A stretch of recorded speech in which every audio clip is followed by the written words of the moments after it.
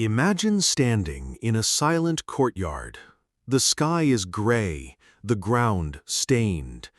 You are tied to a wooden frame, surrounded by an emotionless crowd. A masked executioner steps forward, not with a sword to end it quickly, but with a small, razor-sharp blade. Your sentence? Not death, but 1,000 cuts. The terrifying justice of emperors, Lingchi, the death of 1,000 cuts. For nearly a millennium, Chinese emperors held a chilling power, a punishment so brutal, so inhuman, that even the bravest souls trembled at the mere whisper of its name, Lingchi, also known as death by 1,000 cuts. This wasn't just a method of execution, it was a performance, a warning, a slow, agonizing unraveling of the human body and spirit. Let us walk you through the depths of imperial cruelty and the haunting legacy left behind by one of the most terrifying punishments in human history. Where it all began: power, loyalty, and terror.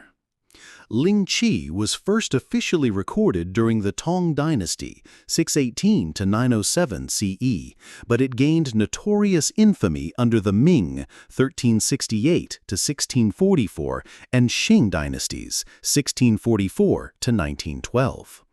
It was reserved for the gravest of crimes: treason, parricide, and betrayal of the emperor himself.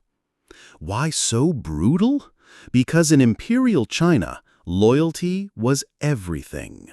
To betray your ruler wasn't just a crime, it was a cosmic imbalance, a violation of the divine order. The emperor wasn't just a man, he was the son of heaven, and to rise against him meant to rise against the gods. The ritual of suffering. Let's break this down, not out of morbid curiosity, but to understand the terrifying artistry of this punishment. Because Lingchi wasn't just about death, it was about making a statement. A person condemned to Lingchi was tied to a wooden frame in public, often in a crowded marketplace or outside palace walls. Executioners were specially trained in this art of slow death. With precise technique, they would begin removing pieces of flesh, starting with the limbs, then the chest, sometimes even carving into muscles and slicing off skin in layers. In some cases, it was literally 1,000 cuts, but more often it was symbolic, anywhere from 50 to 300 incisions before the final blow to the heart or neck ended the ordeal. Imagine that. You're still alive as your body is being taken apart piece by piece. The pain would be unimaginable, the horror unthinkable. But perhaps most hauntingly, the cuts were not just for the condemned. They were for the crowd.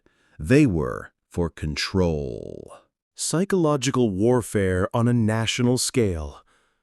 Why such a spectacle? Because Lingchi was the emperor's ultimate flex, a weapon of fear more powerful than any army. It sent a clear message: defy me, and your death will be long, shameful, and unforgettable. This wasn't about killing a person. It was about erasing them, breaking them spiritually, physically, and culturally.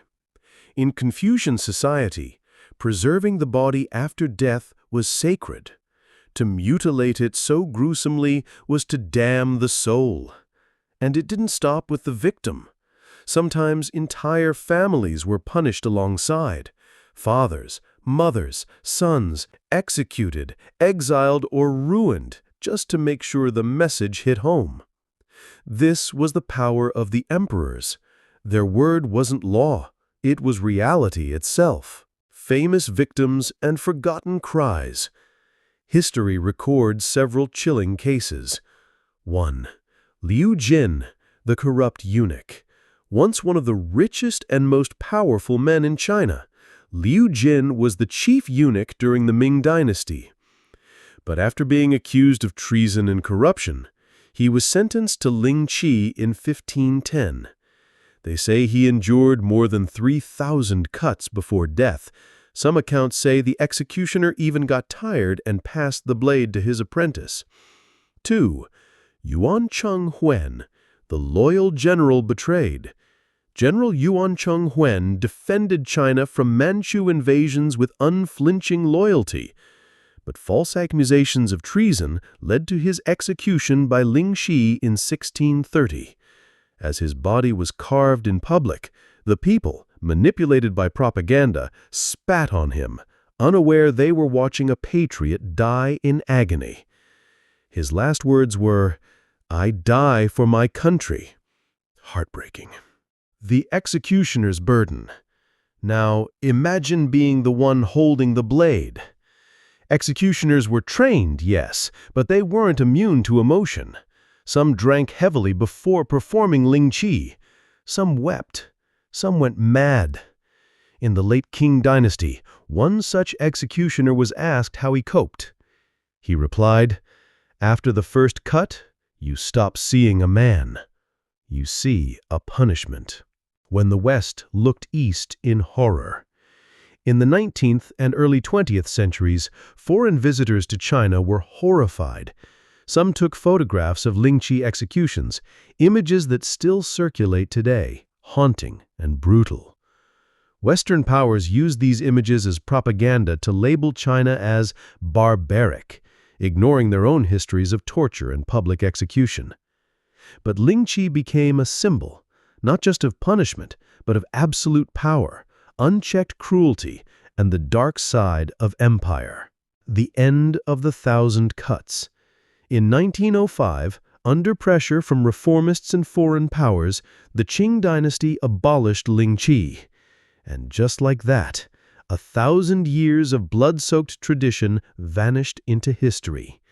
But echoes of it remain, in Chinese literature, in ghost stories, in the cultural memory of fear and obedience, and in that whisper on the wind, that chill on your spine, as if some part of that ancient pain still lingers. A final thought. We often think of the past as distant, but when we look at Lingchi, it forces us to ask, what would we do if cruelty became justice, if pain became theater, if power decided who deserved humanity and who didn't? Maybe the true horror of the 1,000 cuts is not the execution itself, but the idea that any civilization, even the most advanced, can choose fear over compassion.